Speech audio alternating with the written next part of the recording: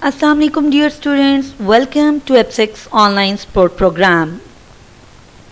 Here is your teacher, Mrs. Farwa Shahid. Hope you are all fine, doing great and taking care of your health. Today I'll teach you the Pakistan history, culture and the government.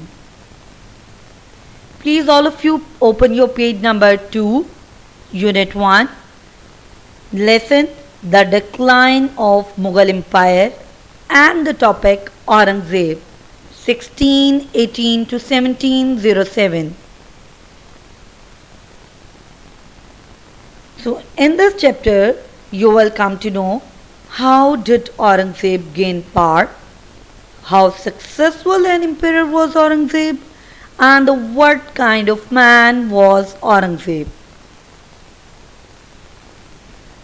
Let's have some introduction of the Aurangzeb.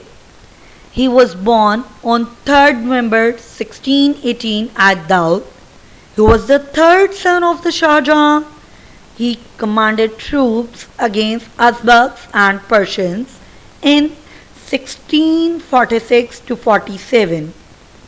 He was viceroy of the Deccan Kingdom 1636 to 44. Then 1654 to 1658. He deposed his father and became emperor in 1658 and died at the age of 89 in 1707. So here are maybe some new words for you we are going to use in this chapter or in this topic. The first one is primogeniture, which means inheritance. Sought, seek, to gain. Desperation is hopelessness. Executed, carry out the sentence of death. Fled, to run away, to escape. Kith and kin, the friends and relatives. Subterfuge, treachery, intrigue. So our first topic is, how did Aurangzeb gain power? In 1657, Aurangzeb's father, the Emperor Shah Jahan, fell ill and he was thought to be dying. His 4 sons had been posted the governors of the large provinces and possessed powerful armies. All 4 were keen to succeed his father, and there being no law of primogeniture, means inheritance, among the people. The strongest contender came to the throne. Shah Jahan favored Dara as his successor. In Bengal, Shah Shuja declared himself to be the new emperor. At first, Aurangzeb supported Murad, the youngest son. In the end, both Shah Jahan and Murad proved too weak and dropped out from the struggle for the power. Now, only Dara stood between Aurangzeb and the throne. On 28 May 1658, their 2 armies fought at Samughar near Agra. During the first battle, Dara's elephant was killed under him and his soldiers, assuming that Dara also been killed, and gave up the fight. Dara fled to the Punjab, where he had previously been the governor. But the Punjabis were terrified of Aurangzeb and refused Dara's entry into the Lahore. In desperation and hopelessness, he sought refuge in Afghanistan, but his guide, an old friend, betrayed him. Dara was captured and paraded through the streets of Delhi. Soon afterward, he and his son were executed, means sentenced to the death. Dara's head was cut off and taken to Aurangzeb as a proof of his brother's death. This has actually happened in the last time when there was the no law of inheritance into the Mughal.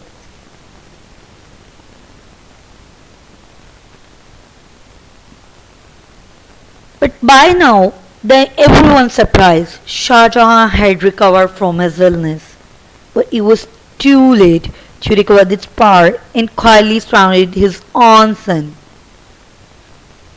From 1659, Shah Jahan was imprisoned in the Agra fort overlooking the Taj Mahal, where he lived until his death in 1666.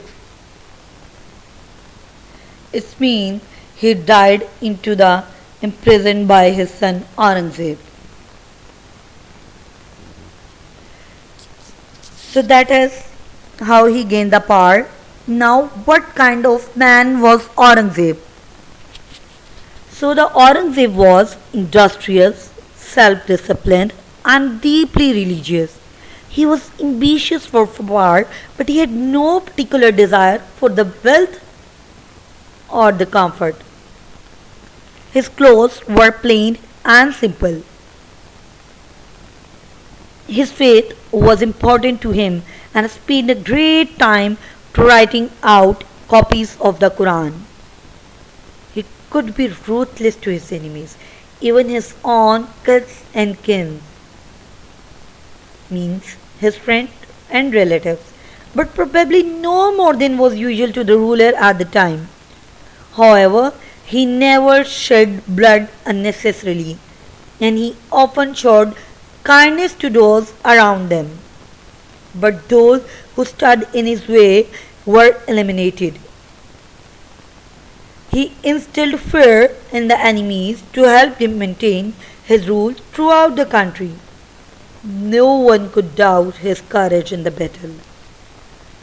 So, if you have to define the Aurangzeb in some words, like how he was as a man, so you can say he was industrious, self-disciplined, deeply religious, ambitious for the power, no greed for the wealth. He was faithful, he was kind, he was brave, and he was ruthless to his enemies, even to his kids and kin. Now, what kind of ruler was Aurangzeb? He was determined and a strict Muslim. He tried to organize the empire strictly in accordance with Islamic laws. His religious policies toward non-Muslims were highly controversial and are still a source of argument. He tried to control people's moral behavior by enjoining good deeds and stopping them from acts forbidden under Islamic law. As a ruler, he tried to enforce to prescribe practices of the faith among Muslims. He also went back the use of the Islamic calendar.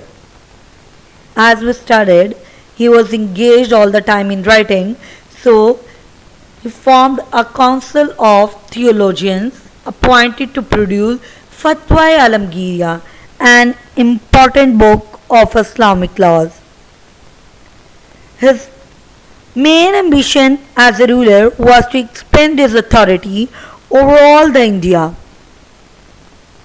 To achieve his goal, Aurangzeb believed it necessary and right to use any means.